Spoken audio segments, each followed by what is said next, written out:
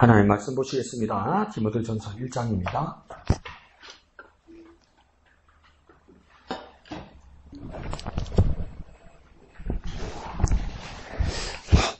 디모데전서 1장 12절에서 20절까지요.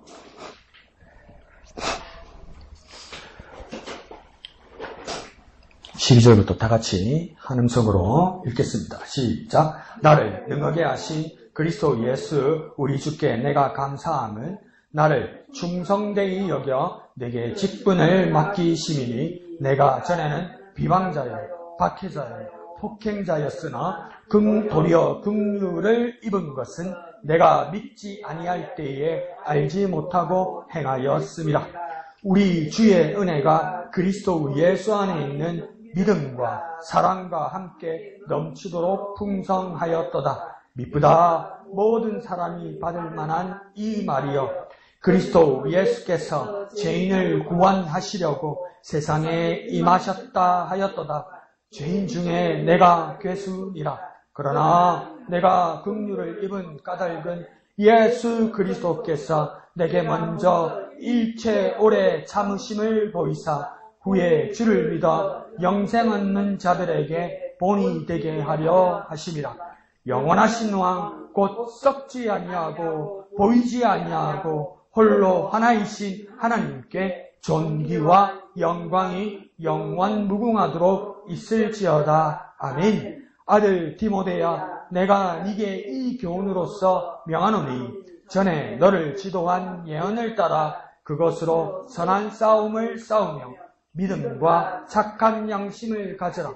어떤 이들은 이 양심을 버렸고 그 믿음에 관하여는 파손하였느니라. 그 가운데 후메네오와 알렉산더가 있으니 내가 사탄에게 내준 것은 그들로 훈계를 받아 신성을 모독하지 못하게 하려 함이라. 아멘. 이제 우리 디모데 전서부터 보게 됩니다. 그래서 신약 성경에서 디모데전서, 디모데후서, 디도서 이 세 가지가 DDDD 들어가죠. 이렇게 외우는데 이게 뭐라고 제목을 지어놓냐면 목회서신이라고 합니다. 그래서 디모데전후서는 디모데에게 쓴 거고 바울이 디도서는 디도에게 쓴 것인데 그 사랑하는 아들 같다는 그 제자들이거든요. 또 목회자들이거든요. 그들에게 이 편지를 썼다는 것은 그러니까 교회 일을 하고 목회를 하는 그들에게 이렇게 목회를 하는 것이라고, 이렇게 교회를 리더십을 가지는 거라고 그렇게 가르쳐주는 겁니다. 그러면 또 깨가 늘어서 이러죠.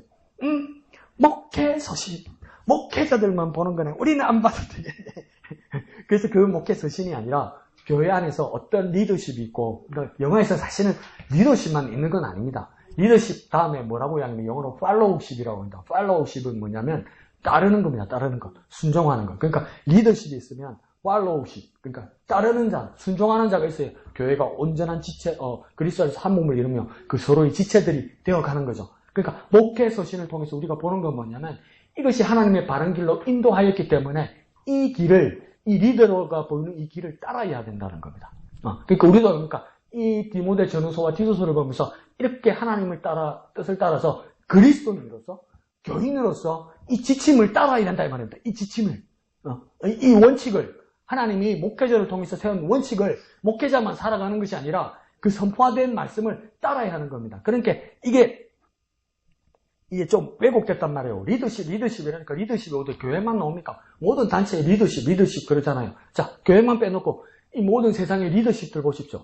우리끼리 솔직히 이야기합시다. 리더십 제대로 되는 애 있습니까? 리더십 해가지고 다 망하잖아요. 다 썩잖아요. 왜 그렇습니까? 리더십을 전하니까 다 독재하잖아요. 다 비리 저지르잖아요. 이렇게 위험하단 말이에요. 근데 성경에서 보니까 리더십이 있으면 팔로우십이 있어야 돼요. 따르는 사람이 있어요. 그럼 따르는 사람을 보면 부담이 된단 말이에요. 그러면 허튼 짓 안 해요. 그러면 하나님 앞에서 리더십을 발휘해야 되는 것 때문에 하나님 주신 권위로 하는 거란 말이에요. 그러니까 교회의 리더십이 바로 서야 되는 것이죠. 그럼 세상에 이것을 본받게 되는 겁니다. 자꾸 리더십은 사실은 뭐냐면 더 쉽게 말해볼게요. 리더십 말하는 거 교회 안에서도 이제 막 리더십 교육 이렇게 했는데 그게 다 뭡니까? 리더십에 대한 꿈을 꾸는 사람들이 권력욕입니다. 권력욕. 맞죠? 권력을 가지고 싶은 거죠. 권력을. 조금이라도 더 높은 자리, 위의 자리. 그래서 대접받고 싶은 자리에 가는 거죠. 그래서 그게 왜곡되고 잘못된 겁니다. 여기서 리더십은 뭡니까? 주님께서 주신 권위를 쓰는 거죠. 그 주님께서 주신 권위를 바울이 어떻게 대접하고 어떻게 생각하고 어떻게 활용해야 되고 어떻게 섬겨야 되는지 오늘 디모데에게 하는 말씀을 한번 봅시다. 자, 12절에 시작되는데 12절을 어떻게 볼까 가만히 생각하다가 12절 한가운데 있는 것을 한번 우리가 중심을 잡으면서 앞뒤로 보았으면 좋겠어요. 그래서 한가운데 뭘 중심으로 두느냐? 그리스도 예수.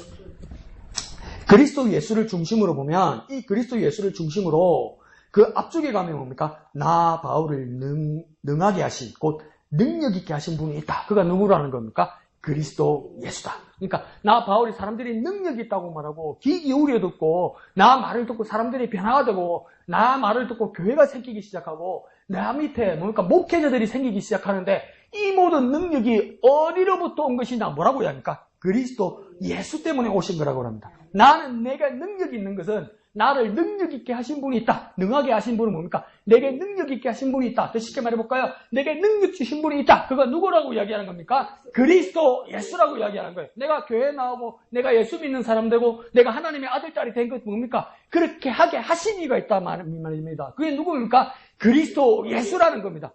그러니까 그리스도 예수를 중심으로 하는 거예요. 내가 능력이 있는 거, 내가 권위를 가지게 된 거, 내가 누구 높은 위치에 가 있게 된 거, 내가 누구를 가르치고 누구에게 명령하게 되고 누구를 따르도록 내가 복종시키게 하는 것, 이 모든 것들이 내가 쌓은 공력이 아니라 뭡니까? 그리스도 예수가 그렇게 하셨다 이 말입니다. 교회에 이루어지는 모든 일들은 뭡니까? 그리스도 예수가 그렇게 하셨기 때문에 내 생각이 있을지라도 뭡니까? 그리스도 예수의 뜻을 따라서 뭐 해야 됩니까? 순종하셔야 된단 말이에요. 내 생각은 이런데 사람이 다 생각이 있죠.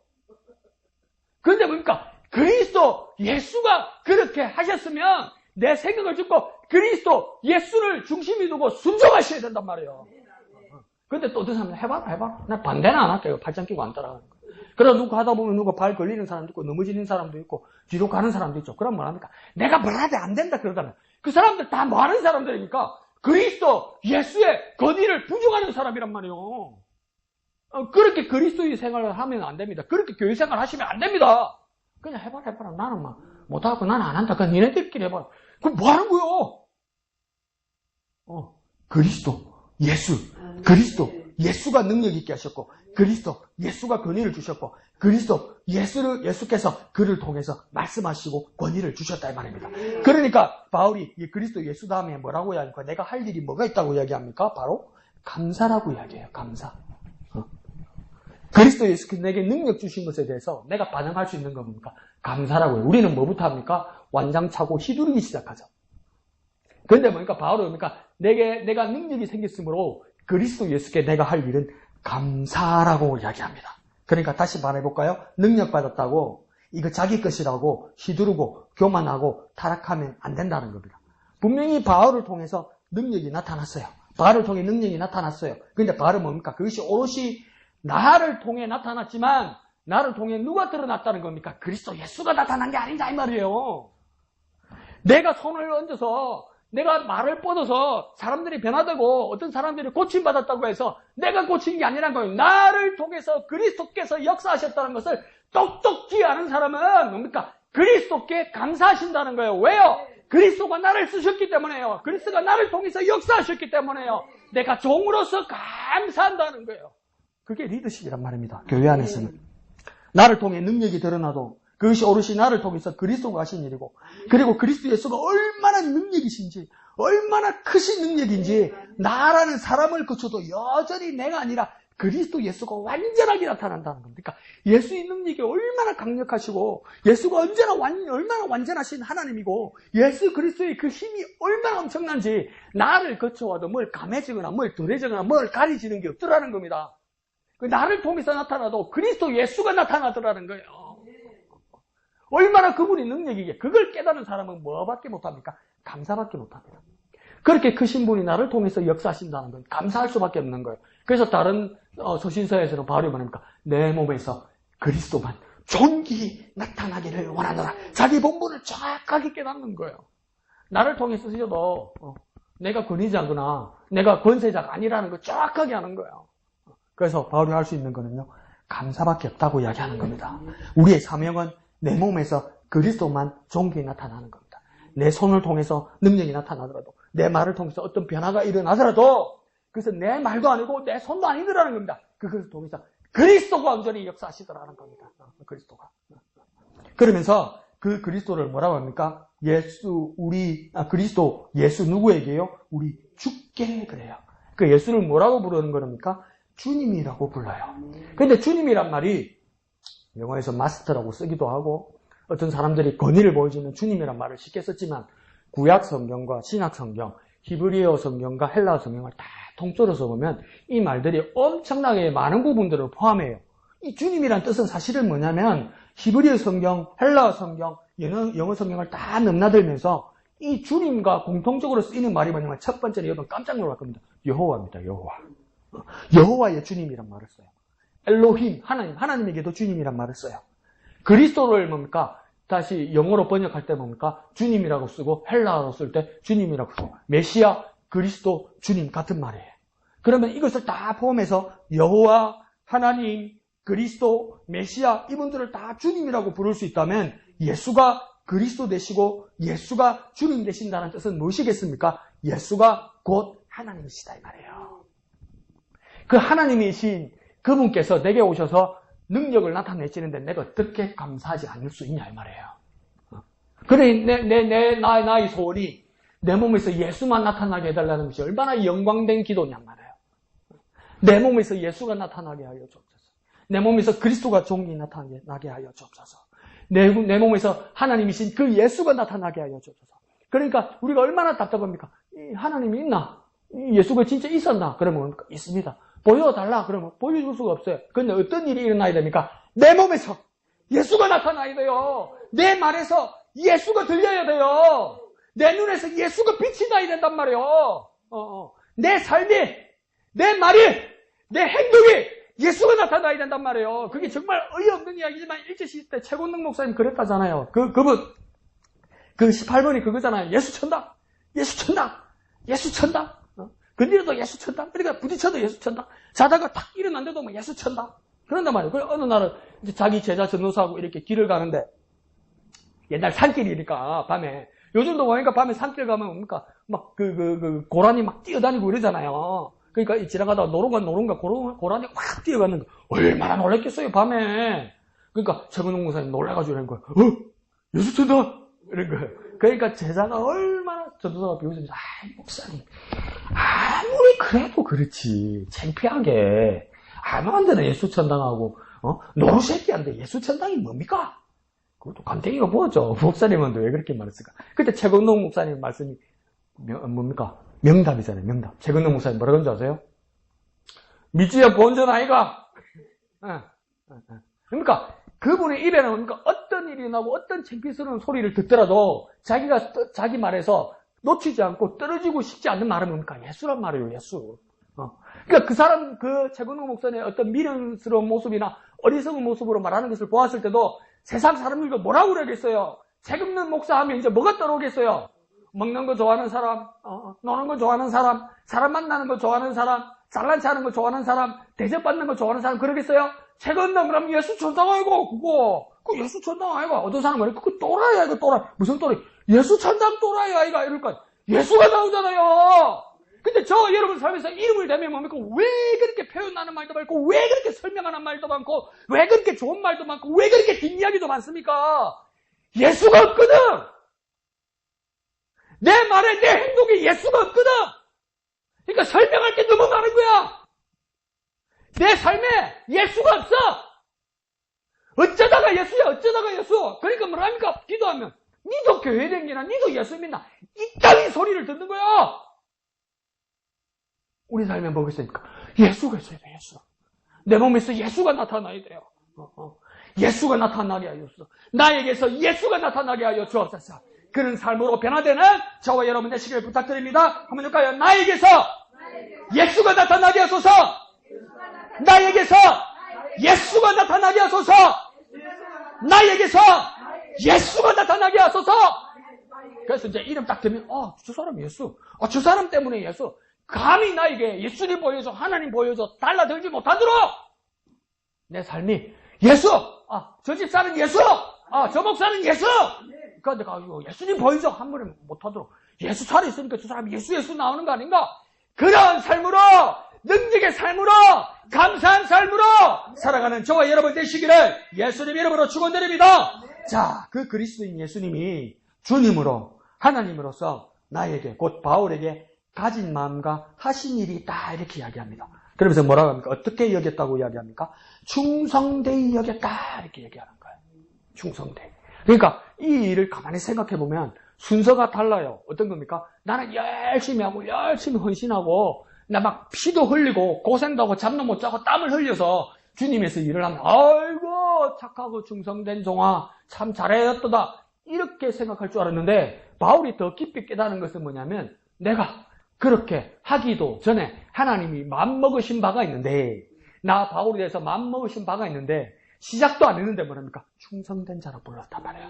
충성된 자. 객관적으로 수치적으로 충성된 사람이라고 여기기 전에 주님이 그렇게 충성된 사람으로 여기기로 주님이 먼저 마음먹으셨다는 거예요. 주님이. 그러니까 그런 이야기 있잖아요. 마누라가 좋으면 처갓집 말뚝 보고도 잘한다 이러잖아요.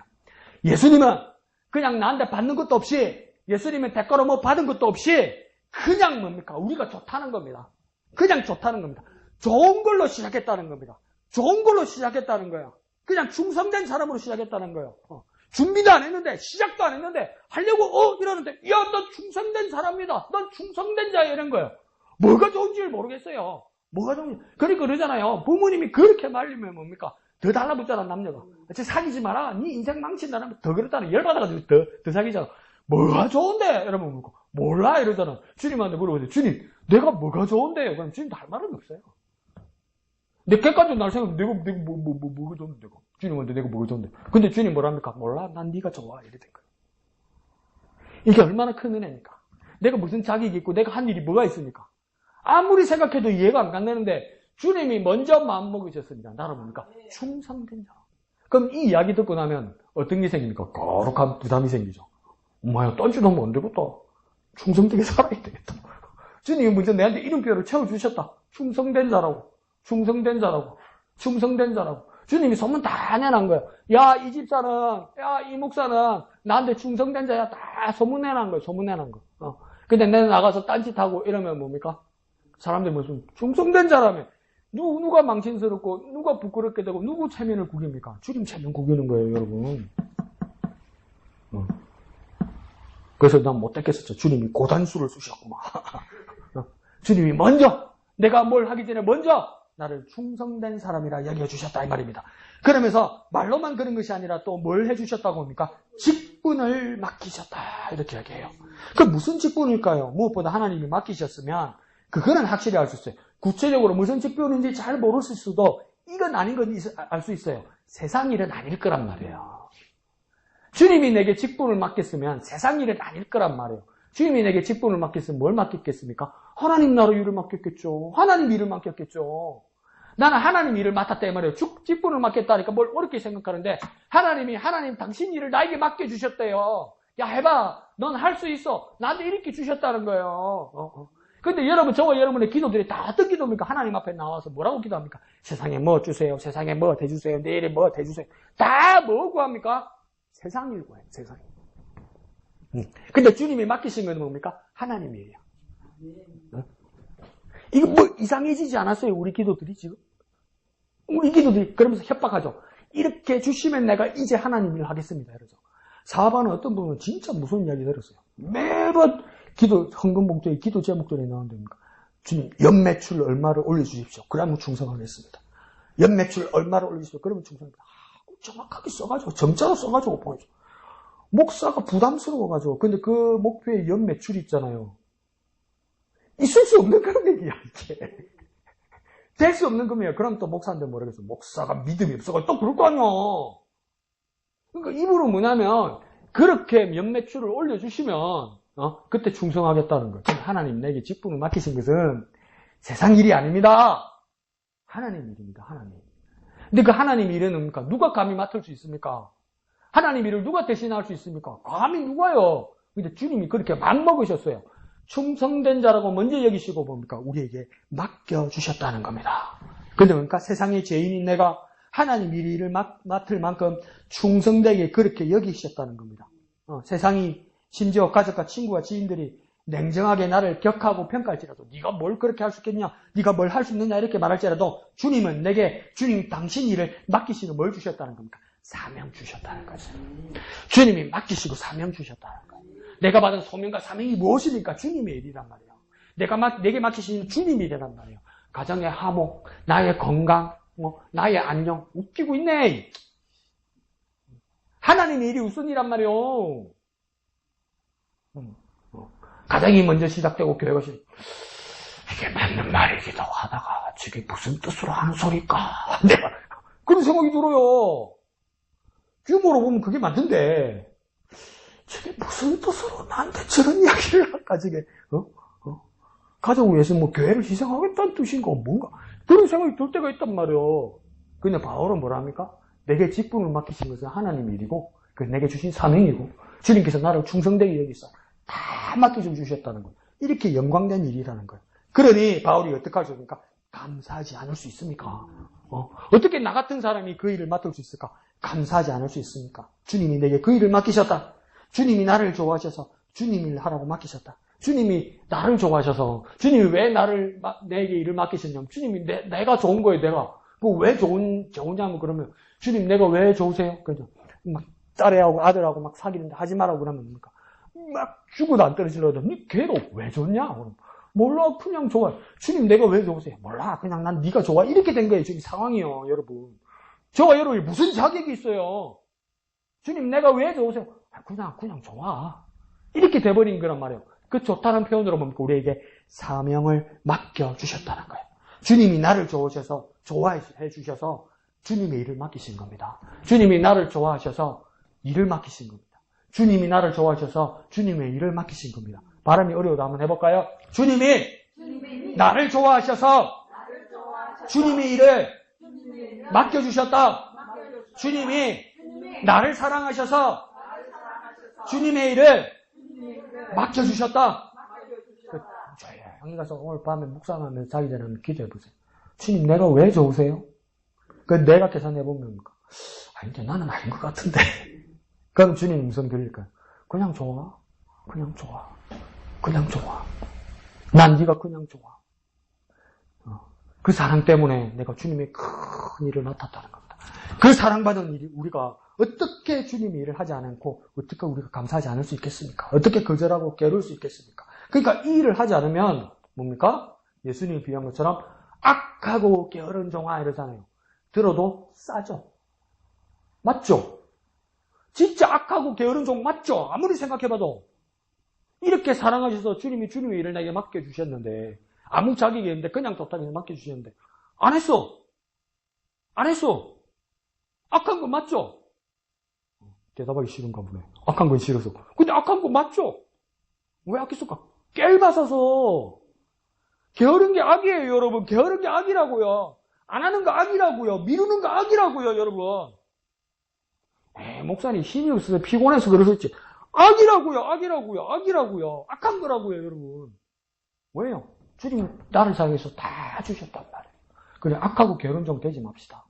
정말 착하고 충성된 종 되시기를 부탁드립니다. 자, 이렇게 사정과 위치가 바뀌었다고 13절에 바울은 교만하지 않습니다. 내가 그만큼 많이 받았겠다고 해서 교만하지 않습니다. 자신이 원래는 어떤 사람인지 솔직하게 고백합니다. 13절에 말합니까? 전에는 비방자요, 박해자요, 폭행자였다 이렇게 말합니다. 그러니까 그리스도의 교회를 향하여 이런 정가를 가지고 이제 그리스도의 교회를 위하여 일할 수 있다?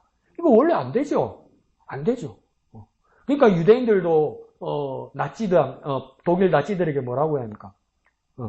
사람은 용서하되 죄는 용서하지 못하겠다고 이야기하잖아요. 그래도 그것만 해도 훌륭하다고 이야기하잖아요. 그러면 그런 전과가 있는 사람이 이 일을 할 수는 없죠. 용서하면 받았는데. 근데 바울은 어떤 사람입니까? 비방자고 박해자고 폭행자인데 뭡니까? 교회를 위하여 일할 수 있게 됐다는 겁니다. 주님이 뭐라고 바울에게 말한 겁니까? 괜찮다. 네가 충성된 일꾼이다. 네가 내 일을 좀 해주라. 나 하나님의 능력을 너에게 줄게 이러신단 말이야. 그래서 바울이 감히 말도 안 되게 뭘 입었다고 이야기합니까? 금주를 입었다. 우리가 왜 주님의 일을 할 수 있고 왜 주님의 자녀가 되었고 왜 복음 전하고 주님의 말씀 왜 아멘하고 우리가 왜 감히 거룩하신 하나님 앞에 예배할 수 있습니까? 목사님 그만둘라서 이렇게 비 오는데, 목사님 설교한다고 불쌍해서 비 오는데도 우리가 예배하러 왔잖아요. 목사님 박수 부대로 왔잖아요. 오늘 박수도 얼마나 쳤는데, 목사님 저거라고 하는 거죠. 아니요! 이 궂은 날씨에도 와서 예배하는 건 뭡니까? 주님의 은혜 입었기 때문에요. 주님의 긍휼 입었기 때문에요. 세상 누구가 그럴 것이 하나님 앞에 감히 나와서 예배하고 주님의 얼굴을 배웠고 주님의 능력을 맛볼 수 있습니까? 이건 주님의 긍휼을 입었기 때문입니다. 오늘 저와 여러분이 이 자리에 있는 것은 뭡니까? 주님의 긍휼을 입었기 때문입니다. 한번 볼까요? 주님의 긍휼을 입었다.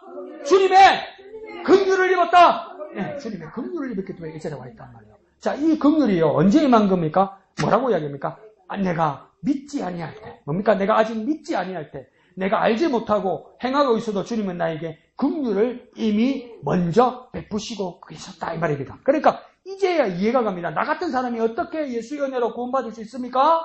나보다 주님이 먼저 나를 아시고 심지어 비방자, 박해자, 폭행자 되었을 때도 여전히 주님이 먼저, 주님이 이미 긍휼을 베푸셨단 말이에요. 주님이 먼저 하셨단 말이에요. 주님이 먼저 손 내미셨단 말이에요. 주님이 먼저 바꾸셨단 말이에요. 주님이 먼저 마음을 바꿔 먹으셨단 말이에요. 나를 향해서 주님이 마음을 바꾸어 먹으셨단 말이에요. 근데 저와 여러분은 왜 마음이 그대로예요? 마음을 바꿔 먹어야 돼요. 주님이 먼저 마음을 바꾸셨으면 내 마음을 바꿔야 돼요. 그렇게 변해야 돼요. 내 말도, 내 행동도, 내 삶도, 내 자리도 바꾸어야 된단 말이에요. 주님이 먼저 바뀌었단 말이에요. 주님과 같은 자리에 있기 위해서는 내 모습이 바뀌어야 된단 말이에요. 마음을 바꿔먹는 저와 여러분 되시기를 부탁드립니다. 마음을 바꿔먹고 자리를 바꾸는 저와 여러분 되시기를 부탁드립니다. 그러니 어찌 감사하지 아니하며 어찌 겸손하지 않을 수 있냔 말이에요. 어떻게 감사하지 않을 수 있냔 말이에요. 어떻게 겸손하지 않을 수 있냔 말이에요. 어떻게 감히 교만하냔 말이에요. 그 은혜가 14절에 뭡니까? 그 믿음과 사랑이 넘치도록 풍성하였다라는 거예요. 그래, 그러면 그렇지. 넘치니까 내가 받았지. 내가 무슨 능력이 있고, 내가 무슨 힘이 있고, 내가 무슨 주지가 있어서, 내가 무슨 깨가 있어서, 내가 삐집고 들어가가지고, 그 얼마 안 되는 그 크신 하나님의 능력을 받을 수 있겠느냐고요. 하나님의 은혜가 풍성하였기 때문에, 차고 넘쳤기 때문에 한 대까지도 온 거예요, 여러분. 너무나 풍성하게 한가득 준비했기 때문에, 내 차례도 돌아온 거예요, 내 차례도. 이거 선착순으로 맨 놈 가져가라면 저와 여러분 갈 자신 있습니까? 이수기쌤 태워가지고 휠체어 밀고 그거 가져오겠습니까? 꼴등이지. 그런데 뭡니까? 주님께서 넉넉하게 풍성하게 준비하셔서 내 차례까지 오게 하셨다는 거. 이게 얼마나 큰 은혜입니까? 이수기쌤 준비해가지고 이제 출발하려고 했는데 다른 사람 다 가져가 버렸잖아요. 그런데도 내 차례까지 어떻게 옵니까? 주님께서 풍성하게 준비하셔서 내 차례까지 주셨다는 겁니다. 어찌 감사하지 않을 수 있습니까? 그래 어떻게 겸손하지 않을 수 있습니까? 그러면서 15절에 뭡니까? 애시당초 예수님은 구원받을 자격과 능력을 갖춘 사람을 구원하시러 세상에 오시지 않았다고 이야기합니다. 바울이 부끄러워도 당당하게 크게 고백하는 것은 뭡니까? 15절에 죄인 중에 내가 괴순이라 이래요. 괴수란 말은 뭐냐면 못된 짓을 하는 사람들 중에 최고 우두머리. 그러니까 이걸 두자로 뭐랍니까? 악질. 제일 나쁜 놈. 그런 제일 나쁜 놈이었어도 악질이었어도 그런 이들만 찾아서 구원하시는 예수님의 은혜다. 그 악질과 괴수조차도 변화시킬 수 있는 것이 예수님의 은혜다 이 말이에요. 그러니 구원받지 못할 사람이 누가 있냔 말이에요. 그러니 주님 앞에 내가 어떻게 고백할 수 있습니까? 부끄러워도 감추고 싶어도 주님 앞에는 뭐 어떻게 고백해야 됩니까? 내가 죄인입니다. 나를 구원하소서. 주여 나를 구원하소서. 내가 죄인입니다. 내가 숨기지 말고 감추지 마세요. 오늘날 교회가 위로만 받으려고 그러고 자기 좋은 말만 들으려고 하니까 회개 안 해요. 회개 안 해요. 자기 잘못 감추려고 그래요. 회개하라고 지적하면 기분 나빠요. 대들어요. 대들은 정도가 뭐야? 안 와. 다음 주부터 안 와. 내가 뭔 그런 죄를 많이 지어서 내가 뭘 그렇게 잘못해서 그래요. 위로만 해주면 그냥 은혜 받았다고 막 울고 불고 난리예요. 은혜 받았다고 손잡고 난리예요. 근데 회개하라 하면 막 난리야 난리. 근데 바울은 뭡니까? 스스로 내가 죄인입니다 그러잖아요. 내가 죄인입니다. 내가 죄인임을 고백해야 내가 구원받고 변화되는 거예요 여러분. 회개하지 않으면 변화 안 돼요 여러분. 좋은 말만 해주면 변화 안 돼요 여러분. 근데 좋은 말 해주는다고 부흥해요 소위. 그래가지고 뭐 할래요? 바울처럼 뭡니까? 내가 죄인입니다. 나를 구원하소서. 내가 죄인입니다. 나를 구원하소서. 그렇게 고백하는 저와 여러분 되시길 부탁드립니다. 한번 볼까요? 내가 죄인입니다. 나를 구원하소서. 내가 죄인입니다. 나를 구원하소서. 자, 그러면서 17절에 바울이 이제 주님께 이렇게 찬양합니다. 영원하신 왕 이렇게 말합니다. 사라지지 않고 승계받거나 물려주거나 또 바뀌는 일 없이 여전하신 왕 중의 왕이신 주님 이러잖아요. 대한민국 대통령도 뭡니까? 5년 단임제가 되니까 대통령 바뀌고 정책 바뀌고 대통령 바뀌면 약속받았던 거 다 없어지고 이렇게 헷갈리고 미치겠잖아. 그런데 뭡니까? 주님은 어떤 분이라고요? 영원하신 왕이라고. 한번 약속하시면 바뀌지 않고 그대로 계시다고요. 그리고 썩지 아니하고 보이지 아니하고 이러잖아요. 썩지 아니하고 변하지 아니하고 보이지 않는다는 건 뭡니까? 보이는 것들의 본질이란 말이에요. 보이지 않기 때문에 없는 게 아니라 보이지 않기 때문에 있다는 걸 여러분 자신 있게 말할 수 있어야 돼요. 보이지 않으니까 없는 게 아니라 보이지 않으니까 진짜 있는 거예요. 보이지 않기 때문에 진짜 있어서 보이게 만들어주는 거예요. 그러니까 뭐가 진짜입니까? 보이지 않는 게 진짜예요. 보이는 건 뭡니까? 눈앞에 보였는데 어떡합니까? 사라지잖아요.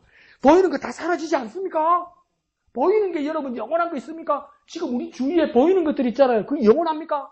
결국 사라지잖아요. 그러면 영원한 건 뭡니까? 보이지 않는 것이 진짜 있는 거예요. 보이지 않는 것이 진짜 있다고요. 그러니까 보이지 않는 하나님이 진짜 계신 거예요. 우리 엄마, 우리 아버지 어릴 때는 영원할 줄 알았단 말이에요. 근데 돌아가시잖아요. 그러다 보니까 하나님 보이지 않아요. 근데 살아계신 거 믿잖아요. 그러니까 영원히 계시잖아요. 보이지 않는 게 진짜예요. 하면까지 보이지 않는 게 진짜다. 보이지 않는 게 진짜다. 보이지 않는 하나님이 진짜 계시다. 보이지 않는 하나님이 진짜 계시다. 보이지 않는 게 진짜란 말이야. 보이지 않는 게 진짜란 말이야. 보이지 않는 게 진짜 있단 말이에요. 보이지 않는 하나님이 진짜 계시단 말이에요. 그러니까 뭐라고 합니까? 그 하나님께 존귀와 영광이 영원 무궁하도록 있도다 이렇게 말하잖아요. 이 찬양 받으실 만한 자격은 누구밖에 없다고요? 하나님밖에 없다. 홀로 하나이신 하나님밖에다. 찬양 받으시고 영광 받으실 분은 뭡니까? 영원하신 하나님 한 분뿐이다. 우리가 찬양하고 기뻐하고 우리가 드릴 노래가 있는 분은 뭡니까? 하나님밖에다. 하나님밖에다. 하나님밖에다. 하나님밖에다. 하나님밖에다. 하나님밖에다. 하나님밖에다. 손주가 할머니 용돈 주면 아유 우리 할머니밖에 없다.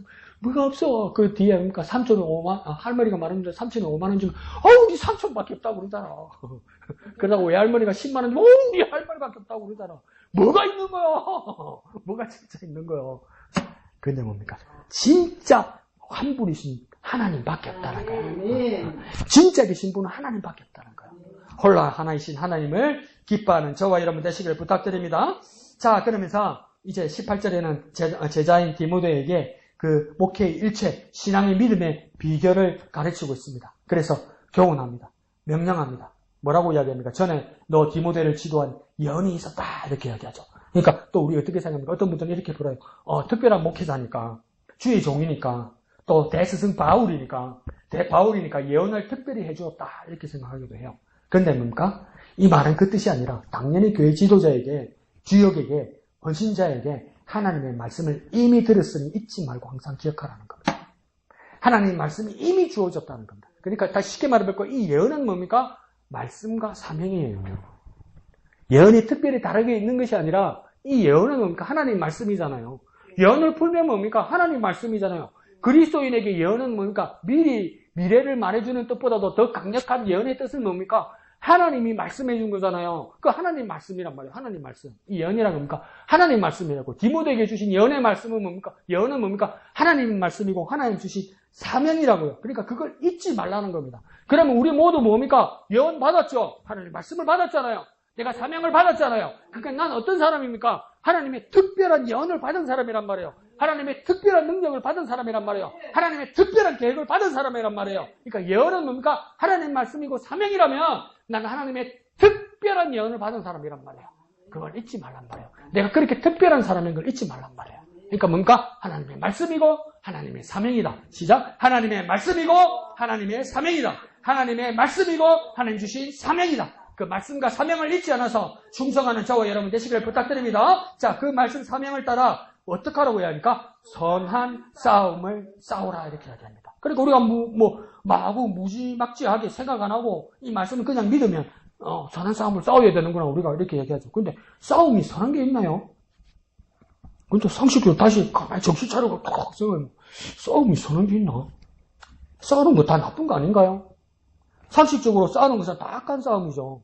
선한 싸움이 있을 수가 없죠. 그러니까 애시당초 우리는 개념도 안 싸는데 우리는 어떤 사람입니까? 선한 싸움을 싸울 수 없는 사람들입니다. 싸움이란 건 서로 치고받고 하는 건데 싸움이 선한 게 없고 다 악한 것밖인데 선한 싸움을 싸우라면 선한 싸움이 뭐지? 우리는 이렇게 되는 사람이에요. 그러니까 우리는 어떤 사람입니까? 선한 싸움을 우리는 싸울 수 없는 사람입니다. 그런데 뭡니까? 바울은 그냥 선한 싸움을 싸우라고 말한 것이 아니라 그것으로 선한 싸움을 싸우라 했단 말이에요. 그럼 그것은 뭐겠습니까? 앞에 말했던 디모데에게 준 예언이란 말이에요. 그 예언에 근거해서 선한 싸움을 싸우라 했단 말이에요. 그럼 그 예언을 제가 뭐라고 풀어드렸습니까? 말씀과 사명이라고 그랬단 말이에요. 그러면 저와 여러분도 이때 어떻게 합니까? 이제 선한 싸움을 싸울 수 있습니다. 어떻게 싸울 수 있습니까? 하나님의 말씀과 내게 주신 사명으로 싸울 수 있는 거예요. 우리가 선한 싸움은 뭡니까? 내 생각과 내 마음과 내 열정과 내 양심으로 내 것으로 싸울 수 있는 것이 아니라 그러니까 하나님의 말씀으로 내게 주신 사명으로 선한 싸움을 싸울 수 있는 거예요. 그러니까 다시 요약하면 뭡니까? 말씀과 사명으로 선한 싸움을 싸울 수 있는 거예요. 이게 뭡니까? 하나님의 방법으로 선한 싸움을 싸울 수 있지 내가 싸우는 어떤 것으로 선한 싸움으로 지장할 수 없는 거예요. 온 세상이 전쟁입니다. 조금만 힘만 가있고 조금만 돈만 있고 조금만 사람이 있어도 온 세상이 전쟁입니다. 그러면서 기자회견하고 대변을 세워놓고 다 뭐랍니까? 정의로운 싸움, 정의를 위한 싸움, 선한 싸움이라고 전부 다 거짓말합니다. 전부 거짓말합니다. 이기심이 위한 싸움이지 그게 무슨 선한 싸움입니까? 소환 박사도 사람이 죽는데 그게 선한 싸움입니까? 근데 우리나라도 선한 싸움 하러 간답니다. 그게 어떻게 선한 싸움입니까? 내 생각으로 선한 싸움 싸울 수 없어요. 하나님의 방법 말고는 선한 싸움이 없어요. 하나님의 말씀과 내게 주신 사명이 아니면 선한 싸움을 싸울 수 없어요. 나대지 말란 말이요. 아는 척 하지 말란 말이요. 내 방법이 맞다고 말하지 말란 말이요. 내 생각으로 그걸 할 수 있다고 말하지 말란 말이요. 누가 그렇게 한다고 그게 맞다고 박수 치지 말란 말이요. 하나님 말씀과 내게 주신 사명 말고는 선한 싸움을 도무지 살 수 없어요. 하나님의 방법 말고는 선한 싸움을 싸울 수 없어요. 그러니 무슨 총칼이나 갑옷을 쥐어주는 것도 아니고 19절에는 뭐라고 이야기합니까? 믿음과 착한 양심을 가지고 하라 이렇게 말합니다. 전쟁터예요. 믿음과 착한 양심을 가지고 가서 싸우라고. 이게 무슨 뜻입니까? 그냥 죽으란 뜻 아닙니까? 이해할 수 없는 싸움입니다. 자칫 조금이라도 깜빡하면 악한 싸움에 휘말립니다. 그러니 하나님의 말씀에 충성하고 사명에 투철한 사람만이 선한 싸움을 싸울 수 있습니다. 하나님 주신 말씀과 사명을 들고 가서도 자칫 잊어버리고 자칫 그것을 뒤로해버리면 뭡니까? 악한 싸움에 휘말리는 거예요. 거기에 대한 실패했던 싸움이 19절 중반절에 나오죠. 실패 사례가 나오죠. 뭐라고 합니까? 이 양심을 버리면 단장 이길 것 같은데 오히려 어떤 일이 있었다고 합니까? 믿음에 관하여 파선한 자가 있었다. 실패한 자가 있었다. 패배한 자가 있었다. 이렇게 하죠. 왜 이 사람들이 믿음에서 파선하고 실패했을까요? 믿음과 착한 양심을 버렸기 때문이에요. 하나님 말씀과 하나님 주신 사명을 버렸기 때문이에요. 교회 일인도 교회 가만히 생각하다 보면 교회 일을 가만히 생각하면 왜 이렇게 교회를 이렇게 하는 것이 어려울까? 우리 동기들도 다 그렇죠. 교회라는 것이 목회라는 것이 왜 이렇게 어려울까? 이럴 때 우리가 솔깃한 게 뭡니까? 마케팅. 영업이에요. 영업. 그죠? 성장, 리더십, 매니지먼트 이렇게 하면 될 것 같는 거예요. 봉업 영업사원한테 배우면 전도할 수 있을 것 같은 거예요. 그걸 순간에 잡는 순간 바울은 뭐라고 이야기합니까? 믿음에 관해서 파선하게 된다. 파선하게 된다. 왜요? 믿음과 착한 양심을 버리고 말씀과 사명을 버렸기 때문이에요. 그래서 그 사람을 구체적으로 바울 씁니다. 이름을 구체적으로 말합니다. 그러니까 후메네오와 알렉산더가 그렇게 실패했다. 그래서 그 실패한 자를 어떻게 했다고 합니까? 사탄에게 내주었다. 싸움에 대해서 선한 싸움을 하고 믿음과 양심을 가지고 있지 않고 세상의 방식과 내 감정으로 대항하면 어떻게 된다는 겁니까? 사탄의 편이 된다. 같은 전장에 들어가서도 내게 말씀이 없고 내게 사명이 없고 내게 믿음이 없고 내게 착한 양심을 가지지 않고 전쟁터에 나아가게 되면 같은 사람이라도 나는 사탄의 편이 될 수도 있다 이 말입니다. 그래서 어떻게 조처했습니까? 20절 하반절에요. 그들로 훈계를 받아 신성을 모독하지 못하게 하려 하였다 이렇게 하죠. 사탄에게 내어주고 훈계를 받고 신성을 모독하지 못하게 했다 이렇게 하려고. 그러니까 이게 가만히 보면 버렸다는 뜻이 아니라 후메네오와 알렉산더에게 희망을 갖고 있었다는 걸 말하는 겁니다. 그게 어떤 말이냐면 첫 번째는 공개적으로 하나님의 명예, 신성을 더럽혔다고 정확하게 지적합니다. 정확하게. 이건 잘못됐다고 정확하게 지적합니다. 정확하게. 넌 죄 없어. 다 죄 있지. 나도 죄 있지. 그러니까 넘어가. 퉁. 다 그렇단 말이에요. 그러고 그거 할까봐 겁이 나서 이거 잘못됐는데 그러면 나한테 손가락 넌 더 나쁜 놈이잖아 이럴까 봐서 다 같이 넘어간단 말이에요. 다 같이 넘어간단 말이에요. 근데 바로 어떡합니까? 공개적으로 하나님의 명예, 신성을 더럽혔다고 공포합니다. 공개적으로. 자기 잘못에 대해서 공개적으로 인정할 수 있어야 돼요. 바울이 먼저 인정했죠, 그죠? 내가 죄인 중에 개수하다, 비방자다, 박해자다, 폭행자다 이랬잖아요. 그 고백이 있어야 돼요, 여러분. 그 고백이 있어야 고칠 여지가 있는 거예요. 안 그러면 그냥 이게 괜찮은 줄 알아요, 여러분. 이래도 괜찮은 줄 알아요. 이래도 괜찮은 줄 알고 내버려두니까 어떻게 됩니까? 거기서 멈춥니까? 더해요. 정월 대보름에 기발교수를 한 잔 먹다가, 이제 그러니까 한 달에 한 번씩 해식하면서 먹다가, 이제 반주로 처먹기 시작하다가 해식만 가면 그냥 막 퍼마시는 거예요. 정월 대보름 기발교수를 한 번으로 안 끝나요, 여러분. 나도 마신다. 이렇게 돼버리면 뭡니까? 그냥 다 듣고 뭡니까? 더 나빠지는 거죠. 두 번째는요, 이게 사탄의 일이라고 잘못을 인정하고 고백하라는 겁니다. 괜찮다고 말하지 말고 사탄의 일이라고요. 당신이 사탄이라는 것이 아니라 이렇게 하면 사탄의 일이라고 지적해 줘야 된다는 겁니다. 이렇게 하면 안 된다고요. 이거는 하나님의 일이 아니라고 말할 수 있어야 한다는 겁니다. 세 번째는요, 그렇게 해야만 회개하고 돌아올 수 있습니다. 회개하지 않고 그냥 눌리고 앉아있는 거예요, 여러분. 회개 안 하고 눌리고 앉아있어가지고 뭐 하겠습니까? 회개 안 하고 눌리고 앉아있어가지고. 그 사람이 하나님의 사람입니까? 그래야만 다시 뭡니까? 하나님의 주신 말씀과 사명을 따라 믿음과 착한 양심으로 싸우는 군사로 변화된다 이 말입니다. 근데 이거 왜 제가 강력하게 말하는 줄 압니까? 내가 못하거든요. 왜요? 겁이 많아서. 왜요? 내가 말 잘못해가지고 큰일 날까봐. 나는 아직도 그 걸림돌이 있어요. 넌 죄 없어? 이러면 내가 죄가 많거든. 서로 덮고 넘어가려 하는데 그게 뭡니까? 아무것도 못되게 만듭니다. 그 왜 바울이 이렇게까지 말할까요? 경고하는 겁니다. 경고하는 겁니다. 경고. 이렇게 처리하는 것을 앞서서 이걸 듣는 사람들이 뭡니까? 경고하는 겁니다. 경고하는 말씀에 두려움과 경고의 말씀으로 들을 수 있어야 합니까? 내 삶이 다른 곳으로 빠지지 않습니다. 싸움이라고 전쟁이라고 세상의 것으로 내 방식으로 되는 게 아니란 말입니다. 그러니까 믿음과 착한 양심으로 말씀과 사명을 따라 선한 싸움만 싸울 수 있다는 겁니다. 그러니까 이게 얼마나 어렵고 얼마나 이렇게 주저되고 얼마나 의심스럽고 얼마나 불안합니까? 그러니 우리가 세상을 사는 방법은 무엇입니까? 내가 할 수 없는 싸움을 오직 하나님의 방법으로 예수 이름으로 선한 싸움을 싸울 수 있는 거예요. 선한 싸움은 사실 알고 보니까 뭡니까? 내가 맞아주고 내가 당해주고 내가 다 받아주고 이게 선한 싸움이 아니라 이 자는 참 착하다 그런 이야기를 듣는 것이 선한 싸움이 아니라 내가 할 수 없는 싸움을 오직 하나님의 방법으로 예수 이름으로 하는 거예요. 하나님의 방법으로 예수 이름으로 하는 거예요. 하나님의 방법과 예수 이름이 무엇입니까? 내게 주신 예언의 말씀, 곧 말씀과 사명을 따라 믿음과 착한 양심을 따라 하나님의 방법으로 예수 이름으로 하나님의 방법으로 예수 이름으로 하는 거예요. 그러니까 저와 여러분 그러니까 이근임 목사님 그래요. 목사님 그 막 소리를 시키려니까 너무 기분 좋아요. 그래서 너무 마음이 트인 것 같아요. 그러잖아요. 그러니까 이게 뭡니까? 여러분 마음이 접수가 안 되잖아요. 막 독하게 악하게 깡으로 이 세상에서 막 들이붙여야 뭡니까? 싸워서 이길 것 같잖아요. 근데 뭡니까?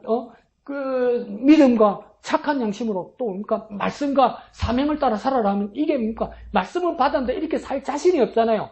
그러니까 이건규 집사님 말씀하시는 것처럼 그냥 이렇게 기도하자는 거예요. 마음 열고 팍 이래서 주님 도와주세요. 주님 도와주세요. 주님 제발 도와주세요. 내가 못하겠어요. 주님 도와주세요. 내가 못하겠어요. 주님 도와주세요. 고함이라도 지르고 갑시다. 간절하게 외치고라도 갑시다. 간절하게. 내가 할 자신이 없으면 도와달라고 간절하게 부르짖고라도 갑시다. 주님 도와주세요. 주님의 선한 싸움으로 싸울 수 있도록 아무리 내가 해볼래도 계산이 안 씁니다. 주님. 계산이 안 씁니다. 아무리 해볼래도 안 됩니다. 아무리. 저게 눈만 꼴찌도 막 내가 막 머리가 뺑 돕니다. 주님. 그러니까 주님 도와주세요. 주님의 선한 싸움으로 싸울 수 있도록 주님이 도와주세요. 주님이 해주세요. 그렇게 기도하고 주님께로 나아가서 세상을 당당하게 살아내는 저와 여러분 되시길 부탁드립니다. 이 시간 기도할 때 짧게 기도하더라도 주여 선한 싸움 싸우게 해주세요. 주님이 도와주세요. 주님 도와주세요. 주여 도와주세요. 목사님 말이 복잡해요. 잘 모르겠어요. 그러면 아까 여러분 잘 하시대요. 그냥 주여 도와주세요. 주여 도와주세요. 주여 도와주세요. 그럼 하나님 뭐가 몰라요. 주여 도와주세요. 그렇게 간절히 기도하는 저와 여러분 되시길 부탁드립니다. 이 시간은 주의 이름 부를 때 3번 크게 주여 주여 주여 부르고 나서 주여 나를 도와주세요. 선한 싸움 싸게 해주세요. 간절히 기도하도록 하겠습니다. 주님의 이름 3번 간절하게 기도하겠습니다. 주여 주여 주여 주님 도와주세요. 주님 도와주세요. 선한 싸움 싸울 수 있도록 주여 도와주세요. 주여 나를 도와주세요. 주님 나는 자신 없습니다. 주님 나는 할 수 없습니다. 선한 싸움 싸울 수 있도록 주여 도와주세요. 주여 도와주세요. 말씀과 사명으로 믿음과 착한 양심으로 말씀과 사명으로 믿음과 착한 양심으로 예수의 이름으로 하나님의 방법으로 선한 싸움 싸우게 하여 주시옵소서. 나는 죄인 중에 개수라도 악행하는 자요 폭행하는 자요 비방하는 자요 조롱하는 자일지라도 주여 나를 도와주세요. 주여 나를 도와주세요. 주님 나를 도와주세요. 나는 할 수 없사오니 주여 나를 도와주세요. 주님 도와주세요. 주님 도와주세요. 주님 나를 도와주셔서 선한 싸움 싸우게 하여 주옵소서. 선한 싸움 싸우게 하여 주옵소서. 선한 싸움 싸우게 하여 주시옵소서. 선한 싸움 싸우게 하여 주시옵소서. 주여 주여 주여 주여 내게 힘을 주세요. 내게 능력을 주세요. 주여 내게 선한 싸움 싸우게 하여 주세요. 예수의 이름으로 하나님의 방법으로 선한 싸움을 싸우게 하여 주시옵소서.